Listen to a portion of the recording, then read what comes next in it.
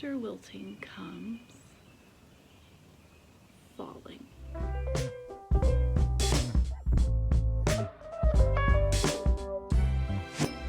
morning and welcome to Lost for Words. I am Sarah Woods, and today we're continuing our journey exploring some great women poets, diving into the poetry of Rupi Kaur in her book, The Sun and Her Flowers. Rupi Kaur is a pretty famous Instagram poet who is from India, and her family immigrated to Canada. She's now, I think she's on her third book of poetry now. It's called Homebody. This is The Sun and Her Flowers that we're going through. So last week when we were exploring the first chapter, we discovered that her book of poetry is split into, I believe it's 5 sections, and each section has to do with a phase that a flower can go through. And we discovered that the first chapter was called Wilting, and as you step into this beautiful, sunny, little yellow book, you discover that you are not stepping into easy breezy sunshine and flowers, that you are actually about to step into a woman's heartbreak, her heartache, and something very painful that she's about to walk through. And it almost feels like as you experience her pain, you are walking with her as she sort of searches for healing. And so this week, the second chapter is called Falling, which I find very interesting because, so when you think of a flower, you think of a flower blooming, and then you think, at the end of its life, it's drying up, and it gets looser and looser, and then it falls to the ground, and then maybe it spreads its seed and new plants grow. I know I have a camellia bush in my yard, or I have several, and when they bloom, it's magnificent. The whole bush, it's green, and then it's just explosion of red and pink, happen, all of these big beautiful fluffy flowers all over this shrub. And towards the end of its life, all these blooms just start to fall to the ground, and it litters the ground with all this pink and red that is sort of starting to turn brown, and it's very romantic looking, really beautiful, and it feels like a natural part of a flower's existence. But to me, this chapter does not feel like that. If we were talking about flowers, if we're talking about falling, a flower falling to the ground, to me this chapter feels like someone came along with an axe, or someone came along with a chainsaw and just hacked up a bush, and limbs and flowers were everywhere. It doesn't have a natural feeling of wilting and then falling. So we're sort of moving from this chapter of heartbreak into this other chapter where you can feel this struggle.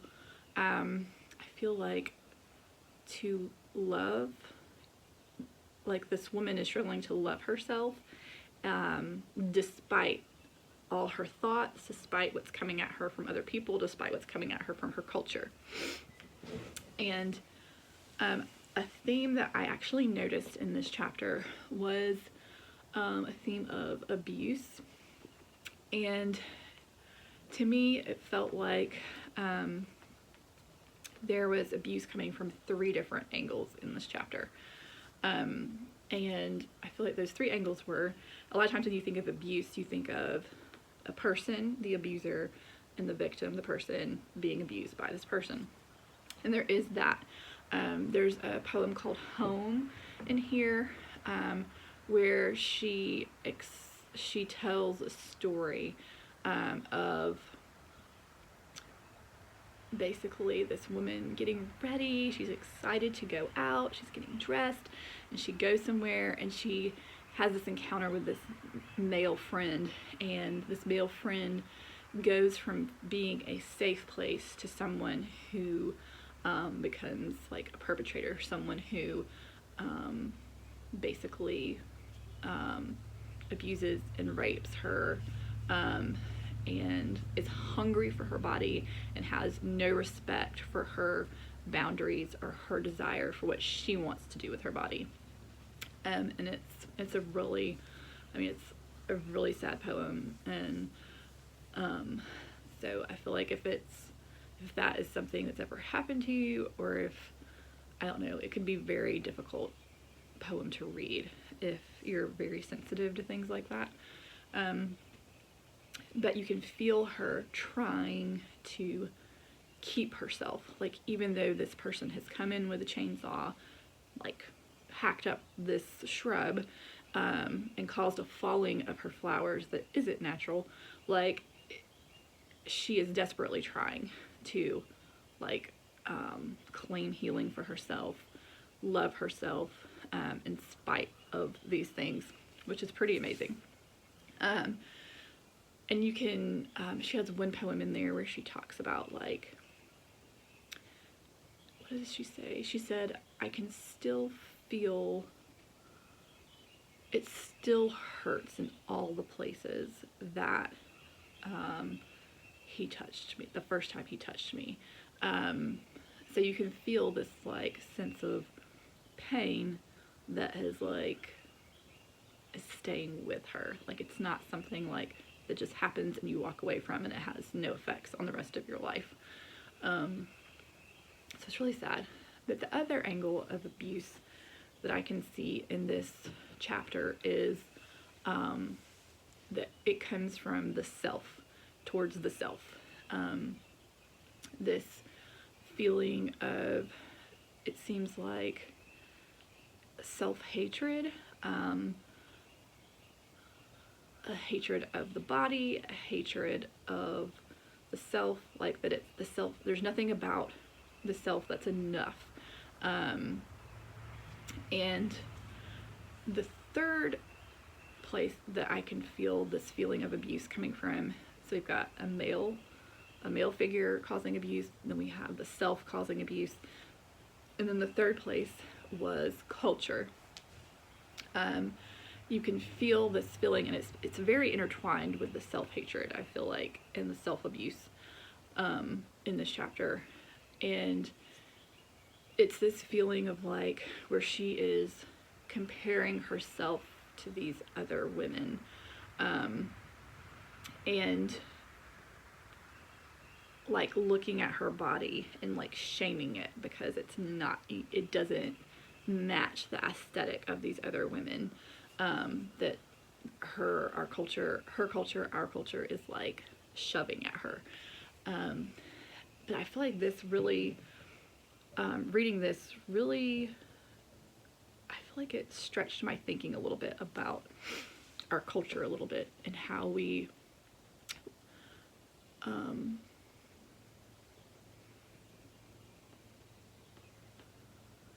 the things that we elevate and the things that we sell through advertising and movies, and I feel like a lot of us do it ourselves, like now with our Instagram culture, our YouTube culture, like we are helping to feed this thing, like, that's, and I'm sure I've even done it, but it's like, in order to be loved, in order to be beautiful, like, these are our standards of beauty.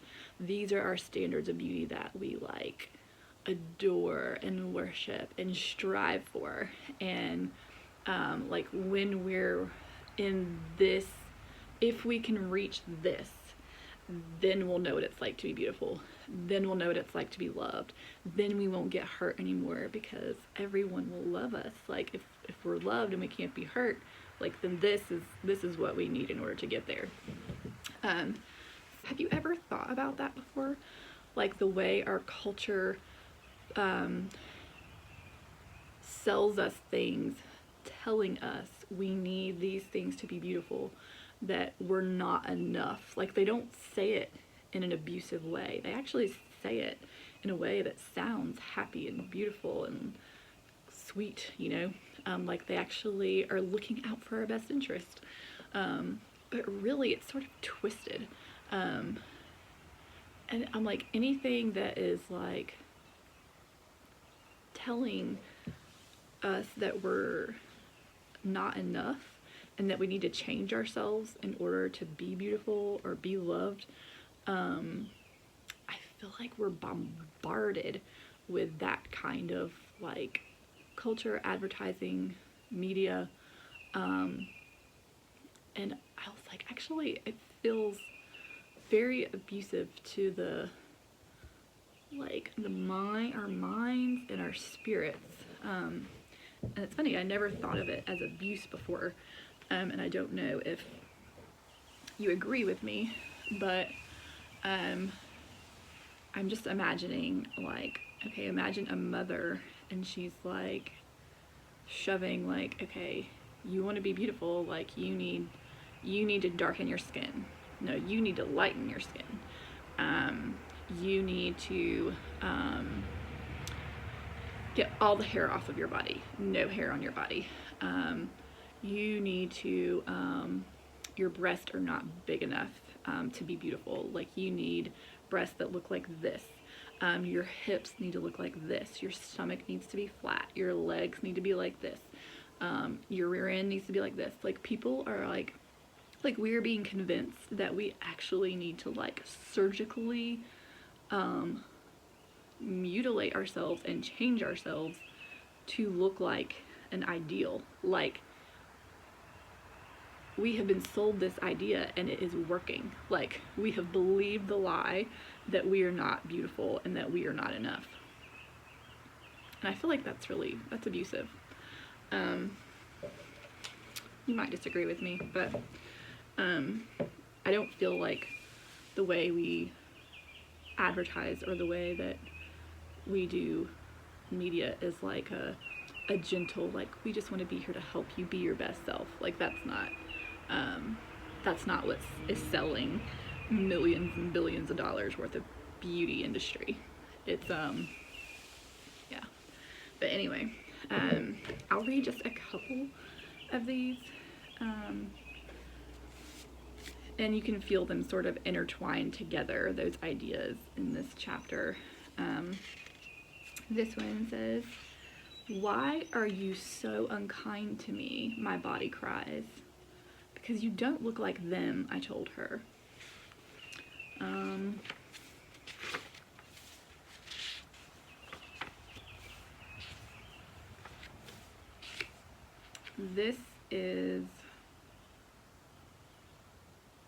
This is one you might not want to listen to if male abuse, if you can't handle hearing that. This is when she realizes that her friend is not interested in being respectful of her. "But I should have known when you began to confuse kind conversation with flirtation, when you told me to let my hair down, when instead of driving me home toward the bright intersection of lights and life, you took a left to the road that led nowhere. I asked where we were going. You asked if I was afraid. My voice threw itself over the edge of my throat, landed at the bottom of my belly, and hid for months. All the different parts in me turned the lights off, shut the blinds, locked the doors, while I hid at the back of some upstairs closet in my mind as someone broke the windows. You kicked the front door in. Someone took everything. It was you who dived into me with a fork and a knife, eyes glinting with starvation, like you hadn't eaten in weeks. I was 110 pounds of fresh meat. You skinned and gutted with your fingers, like you were scraping the inside of a cantaloupe clean. As I screamed for my mother, you nailed my wrist to the ground, turned my breast into bruised fruit. This home is empty now. No gas, no electricity, no running water. The food is rotten. From head to foot, I am layered in dust, fruit flies, webs, bugs." And then she goes on, and she actually sort of, by the end of the poem, starts trying to like reclaim herself. But you can feel in that first one that like hatred of her own body and that comparison to other women. This one you can feel the abuse from a male person who was her friend.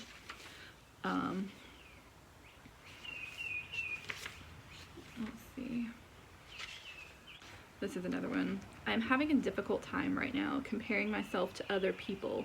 I am stretching myself thin, trying to be them, making fun of my face like my father, calling it ugly, starving out this premature double chin before it melts into my shoulders like candle wax, fixing the bags under my eyes that carry the rape, bookmarking surgical procedures for my nose. There is so much that needs tending to. Can you point me in the right direction? I need to take this body off. Which way? Back to the womb.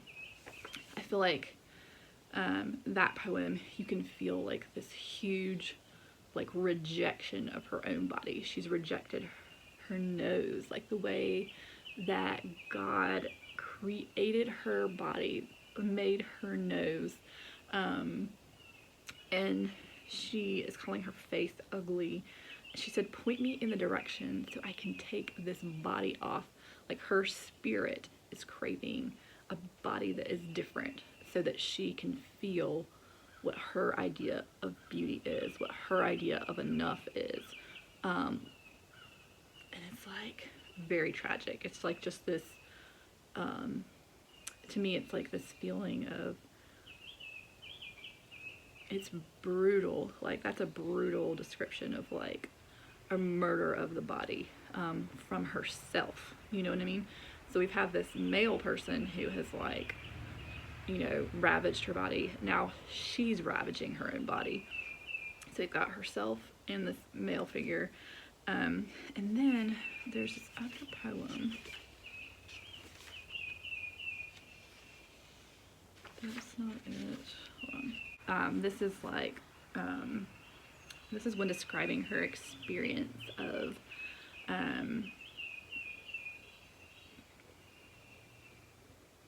the world of beauty. Let's see. My girlhood was too much hair, thin limbs coated in velvet.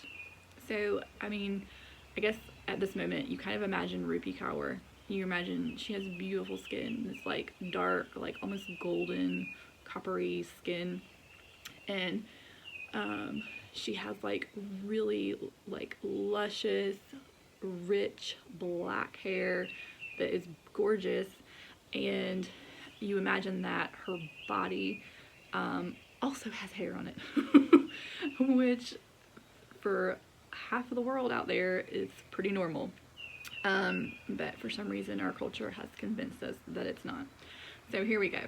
My girlhood was too much hair, thin limbs coated in velvet. It was a neighborhood tradition for the other young girls and I to frequent at-home salons set up in shabby basements run by women who were my mother's age, had my mother's skin, but looking nothing like my simple mother. They had brown skin with yellow hair meant for white skin, so they had like bleached their hair. Streaks like zebras, slits for eyebrows. I looked at my own caterpillars with shame and dreamt mine would be that thin. As I sat timidly in the makeshift waiting area, I sang along with the Bollywood music video playing on a tiny television screen, while the other women were getting their legs waxed or hair dyed. When Auntie calls me in, I walk into the room and make small talk. She leaves to let me undress. I slide my pants and underwear off. I lie down on the spa table. She returns and positions my legs like an open butterfly, soles of feet together, knees pointing in opposite direction. First the disinfectant wipe, then the cold jelly. How is school? And what are you studying? She asks. Turns the laser on, places the head of the handle on my pubic bone, and just like that, the hair follicles around my clitoris begin burning. I wince with each zap, trembling in pain. Why do I do this? Why do I punish my body for being exactly as it's meant to be? Halfway through the regret, I think of him and how I'm too embarrassed to be naked unless it's clean. So, to me, like this piece of writing, this poem, like you can feel that like pressure from society that's like, actually, you can feel it from society, you can feel it from her mothers, these older women, you can feel it from this person, this man, that she wants to be naked with, and how she is like, the only way I'm okay with being naked in front of you is if I remove the hair from my body, like, and and I go through this like pain. I feel like I actually very much understand this poem, and I relate to this poem. When I was growing up, I had very thick eyebrows. I had hair on my arms, and I remember when I was 20, I was probably like 19 or 20. I remember I started dating this guy, and I remember like I hated the hair on my arms. It didn't feel like other girls had hair on their arms for some reason, and so it felt like I thought it was ugly. And I remember that same feeling of not wanting him to see my arms. And I remember I actually still have this sweater. It's like one of my favorite sweaters. But I remember wearing this sweater all the time because I never wanted him to see my arms. And I remember I ended up going and getting that laser hair treatment on my arms. And it's funny, it didn't really work well for me. So like I still have to shave my arms, like even to this day, because like once you start doing it, like you're not gonna stop. But I completely like relate to her in that feeling of like that there's things about our bodies that our culture and ourselves have decided is like not okay and is ugly, and that we don't want anyone to see, and so we have to go out and spend thousands of dollars and go through all this pain. And let me tell you that laser hair removal is painful. And we do these things to ourselves in order to be okay being seen, like in order to be secure in ourselves, in order so that when somebody else's eyes land on us, that they like what they see. And so I don't know if you can feel those three angles of abuse just from, you know, what I shared with you. There's lots more. But I think it's definitely something to think about, that a lot of times we think abuse only comes from another person outside of us. But then sometimes it can come from our own self, and then I feel like a lot of times it can come from our culture, and we don't even realize. I think that's the part that's like jacked up about it, is it's so intertwined into our culture that like it's like this slow, steady abuse of like using media and pictures and TV and movies to shove this idea of beauty at us, that in order to be happy, to feel beautiful, to be loved, you've got to look like this over here. I don't know. I think it's just, I don't know. I think I have a feeling if we could really get like a bird's eye view of our culture and what it is, and how we're like torturing and abusing ourselves with our culture, we would be like mortified if we really saw what we were doing to ourselves, and how we were not actually loving ourselves. Because I feel like there's a lot that's not just about a lot of the beauty stuff that's out there is not just about like taking care of your body, being clean, having hygiene, feeling good about yourself.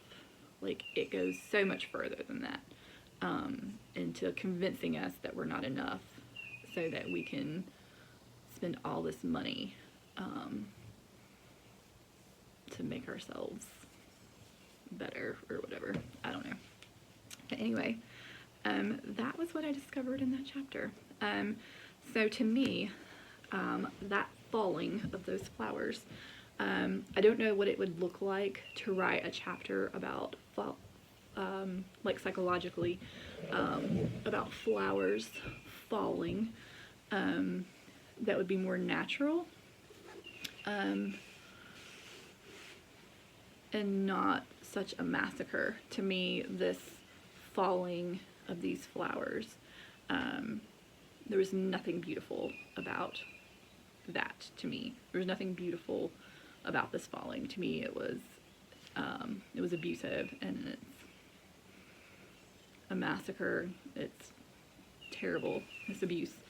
And so it's very much a like killing of the self. And from one direction, she is a victim in one sense. She's a victim to this male, but then she's a victim to herself, and then she's a victim to her culture. And then you're sort of left with like this feeling of this woman who's like, okay, if all this is coming at me from this direction, this direction, this direction, like, how do I like create a safe place? How do you create a safe place for yourself to heal and to grow and to grow back? Like, you know what I mean? Like, flowers falling because they've been massacred is like not like your death. You don't want your dying to be because of massacring yourself or someone else abusing you. Like, you want your dying to become because of like you've lived a long full life and it's time for you to die, and you're, you know, that's a natural dying. Like, this is not a natural dying. This is terrible. So I'd love to hear your thoughts on this. I hope you all are doing really well, and I will see you again next time.